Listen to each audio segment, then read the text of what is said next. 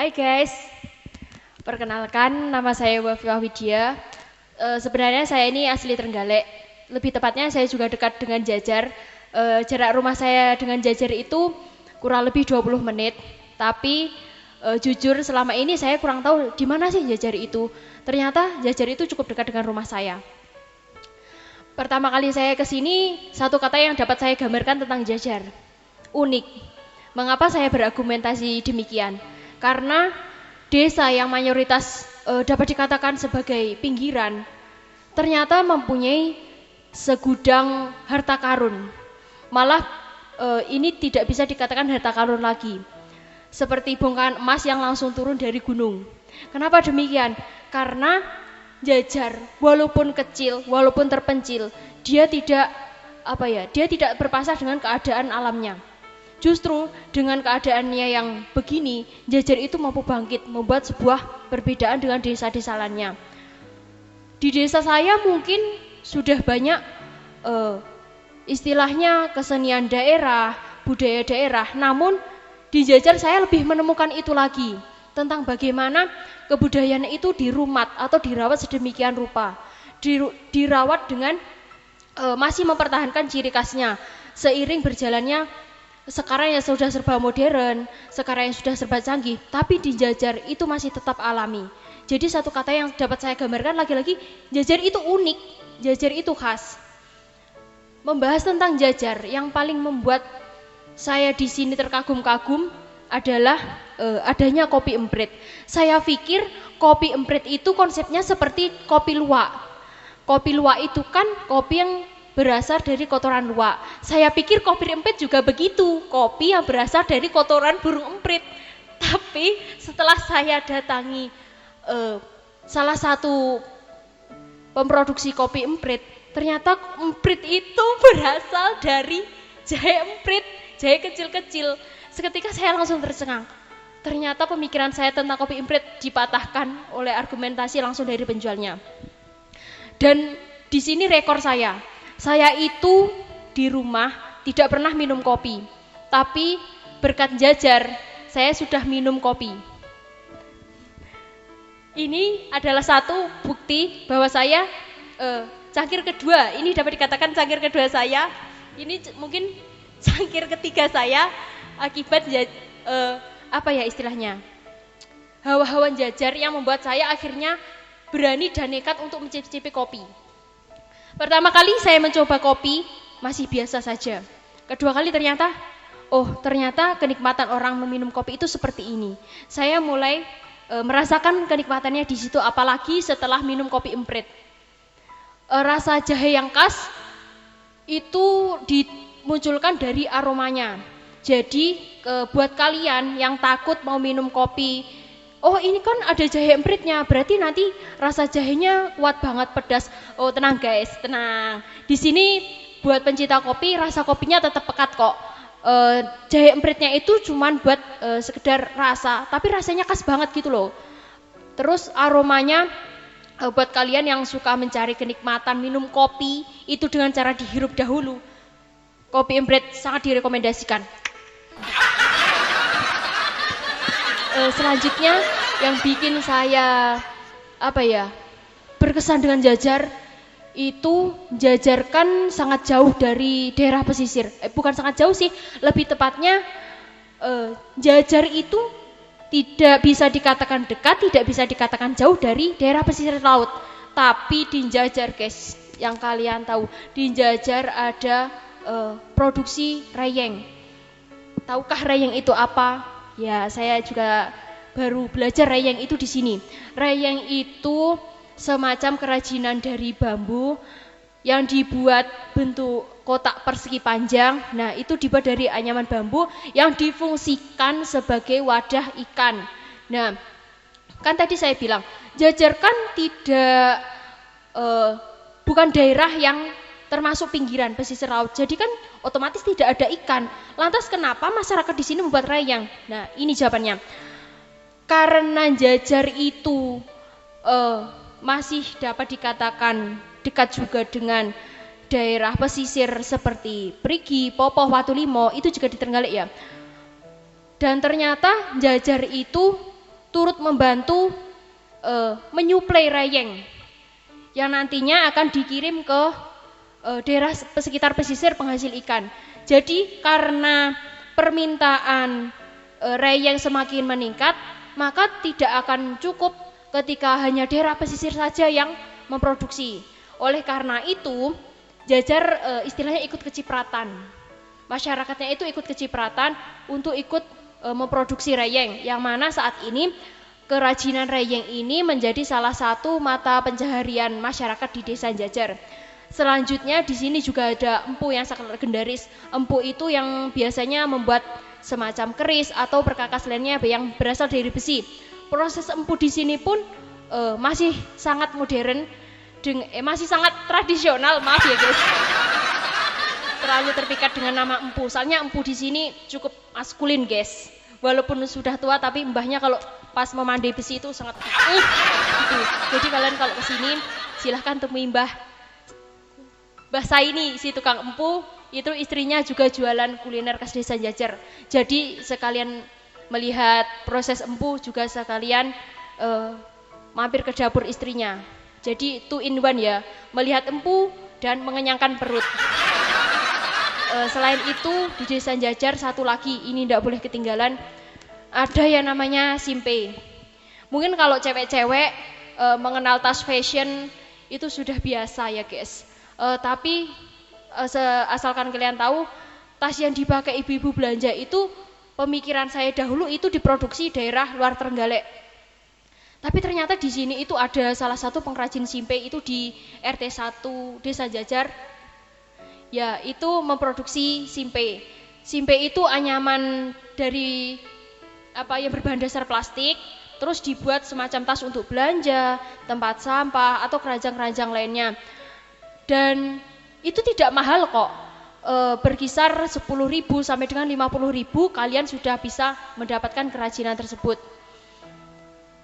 Itu sekilas yang saya tangkap dari Desa Jajar sepertinya. Oh lupa, satu lagi, patung ya. Patung di Desa Jajar. Patungnya ini bukan patung yang gimana-gimana ya guys. Patungnya ini murni sebagai kerajinan, tapi kerajinannya ini dikemas dengan perbedaan yang membuat ciri khas. Oh ini nih patung khas Jajar buatan Pak Kiman. Kalau kalian, ini boleh percaya boleh tidak ya, kalau kalian mau lebih lanjut melihat proses pembuatannya, itu mungkin sedikit diselingi dengan istilahnya ya percaya dengan hal tersebut. Tapi ini kembali lagi ke kepercayaan kalian ya, karena lagi-lagi ini adalah kepercayaan setiap orang-orang dan ini pun sifatnya tidak dipaksakan. Jadi kalau kalian percaya maupun tidak, dalam proses pembuatan patungnya itu juga ada unsur-unsur hal tersebut. Jadi buat kalian yang suka hal-hal yang berbau horor ataupun mistis, silahkan belajar proses pembuatan patung, ataupun kalian kalau mau bersemedi bisa ikut dengan Pak Kiman. Nanti saya jamin ketika kalian pulang dari sini, pulang dari Jajar khususnya, ilmu kalian akan nambah. Ya paling tidak ilmu buat bersemedi untuk mendapatkan ayang. Aduh, saya jadi lupa ngomong apa. Terus, iya lupa, saya doyan makan tapi kok dari tadi belum ngomongin tentang makan ya. Kuliner khas Jajar, cok deh ya. Cok deh ini bukan miso, maaf ya. Ya emang namanya cok deh. Cok deh pincuk lo deh ngoten. Cok deh ini kalau orang belum tahu apa isi itu cok deh. Cok deh itu sekilas memang mirip dengan sompel. Tapi kenapa kok gaya banget namanya pakai cok deh padahal juga enak-enak nyebutnya sompel. Wih, jangan salah guys. Cok dehnya Jajar itu memang benar-benar khas. Pertama kalau kalian ke Desa Jajar ya seperti namanya pincuk loh deh. Jadi sompel di sini, sompel khas Jajar cok deh tadi itu dipincuk dengan daun jati dan dengan daun pisang. Serta lontongnya, kalau biasanya kan lontong itu kan panjang-panjang ya. Tapi kalau lontong di Desa Jajar itu bentuknya segitiga. Terus ketika penyajian itu disajikan dengan potongan yang lebih kecil dengan meninggalkan satu ciri khas yakni ujung lontong kan nanti bentuknya segitiga. Nah, ujungnya lontong pas segitiga itu agak diutuhkan gitu. Jadi nanti orang bisa mengidentifikasi, oh ketika makan codeh ini nih ujungnya. Saya pribadi kalau makan codeh, saya cari yang pertama kali mana ujung lontongnya, mesti saya cari itu karena nggak tahu ini pemikiran di otak saya sendiri atau gimana bahwa ujung lontongnya codeh itu rasanya berbeda dengan potongan-potongan yang lainnya. Coba deh kalau kalian pengen membuktikan silahkan datang ke Jajar untuk mencicipi codeh. Serta dari codeh itu ada tempe. Tempe ini bukan sekedar tempe ya. Kalau sudah tempe-tempe biasa kan ya sudah tempe gitu loh. Tapi kalau tempe di lauk codeh ini, tempenya itu tempe dari debok pisang ya. Itu digoreng menggunakan tepung gaplek. Nah, selain itu yang menjadi ciri khas, mungkin ini sedikit trik ya. Warga Jajar itu pinter-pinter kalau S3 marketing itu sudah masa ada tempe itu ditusuk pakai bambu, istilah semacam sate lah. Itu ternyata yang menjadi ciri khas codeh lagi. Tempenya itu ditusuk pakai sate. Jadi kalau orang enggak tahu dari kejauhan, oh itu ada codeh, itu ada apa sih dipincuk? Kok sate dipincuk? Ternyata setelah ditarik, ternyata itu bukan sate, mohon maaf, itu tempe. Ya, bukan maksud menipu, tapi ya laki-laki itu S3 marketingnya warga Jajar itu saya akui jempol banget. Kalaupun jempol saya boleh nambah bukan hanya 4, jempol tangan 2, kaki 2, itu saya nambah jadi jempol 10 buat warga Jajar S3-nya keren. Selain codeh ada lagi. Ini olahan dari ketela. Namanya cimplung. Asik namanya, cimplung. Bukan getuk ya ini. Kalau getuk ini ada lagunya kan, getuk asale saka telo. Ini juga dari telo atau singkong, tapi ini belum ada lagunya. Mungkin nanti di channel Panglipur Jiwo mau meliris lagu tentang cimplung. Silahkan ditunggu. Maka dari itu tolong subscribe channel Panglipur Jiwo untuk menantikan lagu cimplung. Kalau belum dirilis-rilis, kalian bisa spam di kolom komentar mana lagu cimplung, hashtag hutang lagu cimplung gitu ya guys. Cimplung ini olahan dari ketela. Sebenarnya konsepnya ketela direbus, tapi dibuat dengan air air dari gula aren. Istilahnya badek. Ya kalau kalian yang di desa-desa, khususnya di desa Kampak Trenggalek itu mungkin istilah badek sudah sangat familiar. Badek itu memberikan cita rasa manis. Nanti ketika direbus dengan si cimplung. Cimplung itu sendiri ketela kan direbus dengan air badek itu tadi. Nanti setelah jadi dalam proses perebusan beberapa menit itu mungkin nanti mengeluarkan bau yang sedikit agak gimana ya, pokoknya bau khas badek itu. Tapi jangan salah, di balik baunya yang begitu rasanya sungguh luar biasa dengan rasa gurih dari ketela dan juga perpaduan manis dari si badek. Kalau kalian mau merasakan, silahkan datang ke Jajar karena saya memberikan testimoni makan di sini ya ndak ada cimplungnya. Ini sekalian kode sih, bahwasannya ketika saya disuruh berbicara di sini seharusnya ada teman kopi, yaitu cimplung. Kode keras Panglipur Jiwo TV, setelah ini saya disuruh cimplung. Mungkin itu saja sih yang dapat saya sampaikan. Sudah banyak juga yang saya ulas dari Jajar. Memang kalau membahas tentang Jajar itu tidak ada habisnya. Mungkin saya habis kopi 5 itu tidak habis cerita tentang Jajar. Ketika kalian penasaran, maka ya kalian wajib ke sini. Buat kalian semua anak muda yang belum tahu Jajar, pokoknya kalian ketik di Google Maps Desa Jajar Gandusari Trenggalek itu langsung muncul.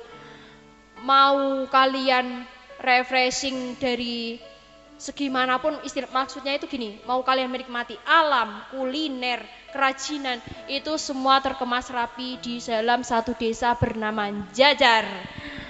Sekian dari saya, itu tadi. Mohon maaf ya teman-teman apabila saya banyak ngomong, soalnya saya terlalu excited ketika membahas tentang Jajar. Aduh gimana ini. Itu saja, sampai jumpa di video-video selanjutnya. Jangan bosan ketika ada wajah saya, ya. Wajah saya ini ya walaupun begini cukup menarik untuk ditampilkan. Apalagi sebagai bintang tamu di Panglipur Jiwo. Yeah. Jangan lupa subscribe channel Panglipur Jiwo.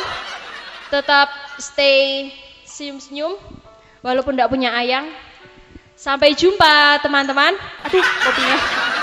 Sampai jumpa, jangan lupa bahagia karena bahagia itu gratis. Jangan lupa tersenyum, selagi senyum itu belum bayar. Udah. Jajarku berkah.